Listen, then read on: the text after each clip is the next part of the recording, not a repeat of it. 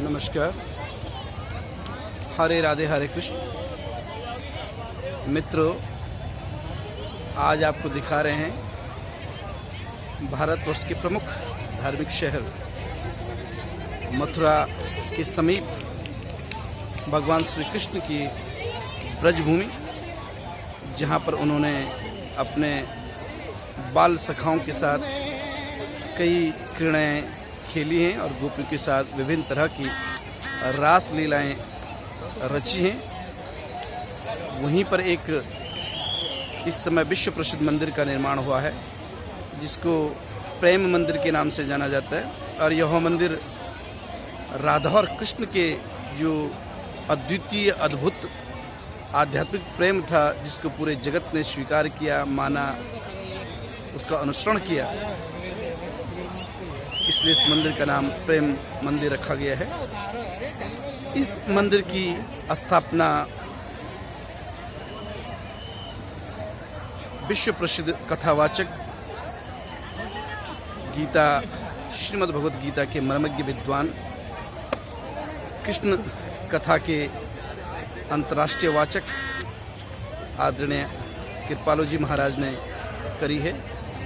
और इस मंदिर का जो शिलान्यास हुआ था 14 जनवरी 2001 को, लगभग 11 वर्षों के अथक प्रयास से यह मंदिर बनकर तैयार हुआ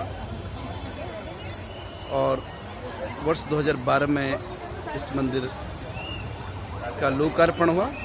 बहुत विशाल एरिया है इसका, लगभग 150 करोड़ रुपए की लागत से 11 वर्षों में यह मंदिर बनकर तैयार हुआ। इसमें राजस्थान और उत्तर प्रदेश के लगभग 1000 शिल्पकारों ने, मिस्त्रियों ने इस मंदिर को निर्मित किया। लगभग इतने विशालकाय क्षेत्र में फैला हुआ यह मंदिर देखिएगा, लगभग 125 फीट लंबा यह मंदिर है और 122 फीट इसकी लंबाई है और ऊंचाई है 125 फीट और चौड़ाई इसकी 115 फीट मानी जाती है। 54 एकड़ क्षेत्र में फैला हुआ यह मंदिर कृष्ण और राधा के अद्वितीय प्रेम को समर्पित। यहाँ पर देश विदेश के लाखों श्रद्धालु हर वर्ष दर्शन करने के लिए आते हैं।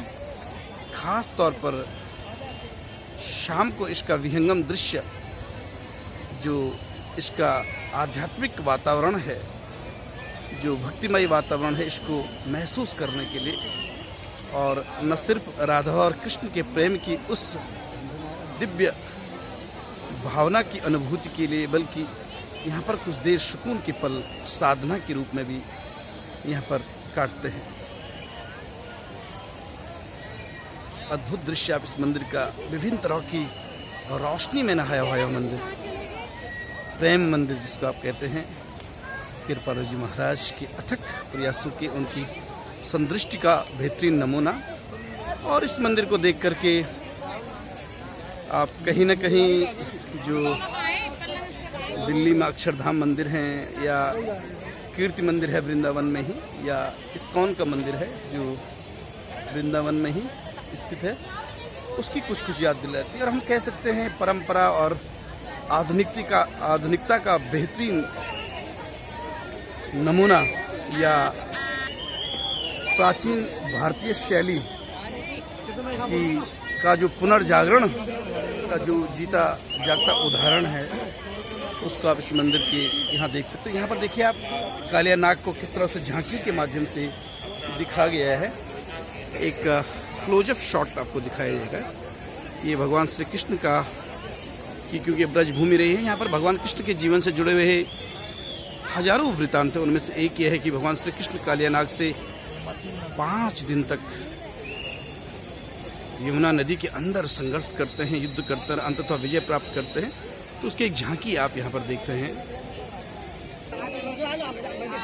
ये देखिए भगवान कृष्ण की एक और झांकी यहाँ पर कृष्ण और राधा ब्रजभूमि में अपनी गायों के साथ का यह झांकी आप देख सकते हैं। बहुत ही सुंदर वृत्तांत, इतनी जीवंत झांकी और कला और अभियांत्रिकी का इतना बेहतरीन जोड़ यहाँ पर दिखाया गया है कि सहज ही महसूस होता है कि आप इस समय द्वापर युग में ही जी रहे हैं और कृष्ण की उन अद्भुत लीलाओं का आनंद ले रहे हैं जो अपनी बांसुरी की से ही क्या नर क्या पशु सबका मन मोह लेते थे और सब उनके मोहपाश में बंद कर रह जाते थे। ये देखिए मंदिर का पृष्ठभाग उतना ही खूबसूरत बनाया है जैसे कि हमने बताया है। 54 एकड़ लगभग इस पूरे मंदिर परिसर फैला है 54 एकड़ में। और यहाँ पर आप रात को देख सकते हैं श्रद्धालुगण जो पर्यटक हैं देश के विभिन्न हिस्सों से आए हुए आज। और इस समय मौसम भी बहुत अच्छा है यहाँ घूमने के लिए, न आपको ठंड का एहसास होगा और न गर्मी का एहसास। पूरी ब्रजभूमि में लगभग 1000 से अधिक छोटे बड़े मंदिर हैं और उसमें से यह मंदिर इस समय आधुनिकता और परंपरा का बेजोड़ नमूना जो प्रभुपाद जी ने अपनी कृष्ण भावना के तहत बनाया है, हम सब के लिए, हिंदू धर्म के अनुयायियों के लिए एक बड़ी प्रेरणा स्रोत का ही काम। और इस मंदिर से जुड़े हुए सैकड़ों लोगों के लिए भी रोजगार का जरिया बना। एक बार देखिए ये इसका पृष्ठभाग का अद्भुत दृश्य है। एक और झांकी देखिए आप, भगवान श्री कृष्ण अपने बाल सखाओं के साथ ऊंचे मंच पर पेड़ की छांव में बैठे और उनको कुछ समझा रहे हैं, कुछ किस्से सुना रहे हैं, कुछ कहानियां सुना रहे हैं। ये पृष्ठभूमि देखिए बार बार विभिन्न रंगों से यह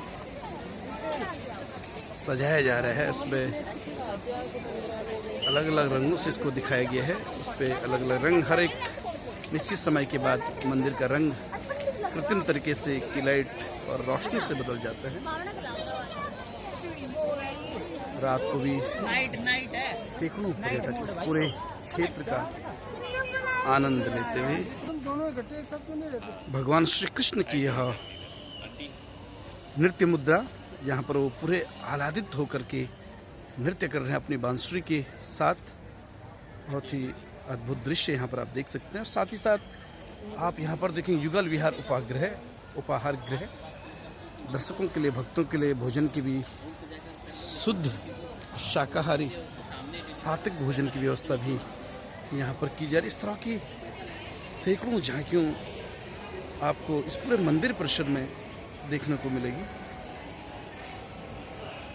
एक और झांकी का आनंद आप इस झांकी का ले सकते हैं। यहाँ पर कहते हैं लाखों कृष्ण, लाखों गोपियाँ, उनकी 3,60,000 गोपियाँ थी। और जब भगवान शिव ने एक बार उनकी परीक्षा लेनी चाहे तो हर गोपी के साथ उन्हें कृष्ण कृष्ण दिखाई दी। इसलिए कहते हैं लाखों कृष्ण, लाखों गोपियाँ, हर एक गोपी हरे कृष्ण। ये झांकी आप इनकी देखी गई। एक और झांकी आपको दिखा रहे हैं जो उनकी अद्भुत चमत्कारों में से एक चमत्कार था। वो था गोवर्धन पर्वत को अपनी एक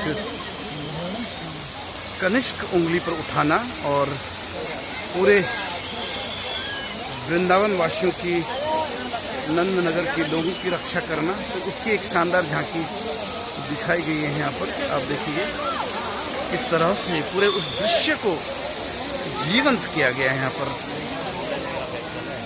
वास्तुकला के मर्मज्ञ शिल्पकारों के द्वारा। आप देखिए पूरा गोवर्धन पर्वत। कल जब हम लोगों ने गोवर्धन पर्वत की परिक्रमा की तो लगभग 21 किलोमीटर की वह परिक्रमा है। कहते हैं पहले 30,000 मीटर ऊंचा यह गोवर्धन पर्वत हुआ करता था, लेकिन किसी अभिशाप के कारण यह हर वर्ष घटता गया और आज इसकी ऊंचाई लगभग सिर्फ 30 मीटर रह गई है। बहुत शानदार दृश्य आप देखेंगे। और ये एक बार पुनः आपको मुख्य परिसर दिखा रहे हैं जहाँ से मंदिर के अंदर प्रवेश होगा। बहुत ही शानदार दृश्य एक बार देखिएगा किस तरह से लोग इस पूरे परिसर का आनंद ले रहे हैं। कृष्ण के जीवन से जुड़ी हुई उनकी जितनी भी यादें हैं, जितना भी उन्होंने पढ़ा है, कृष्ण को जाना है, समझा है, उस हर एक पल को महसूस कर रहे हैं इस दिव्य धाम में, जहाँ पर स्वामी प्रभुपाद जी ने उस पूरी भावना को, कृष्ण भावना अमृत जो उन्होंने जीवन में पिया है, उसको अपने भक्तों के सहयोग से इसको धरातल पर उतारा है। और निश्चित तौर पर ये कृष्ण के अनुयायियों के लिए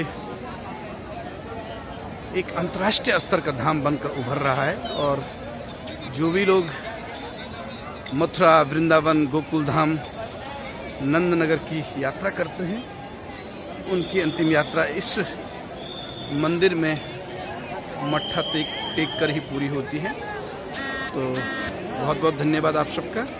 जब भी समय मिले तो ज़रूर इस मंदिर के दर्शन करना अपने परिवार के संग और इस अद्भुत अलौकिक आध्यात्मिक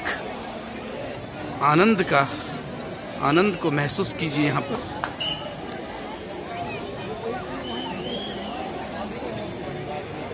धन्यवाद।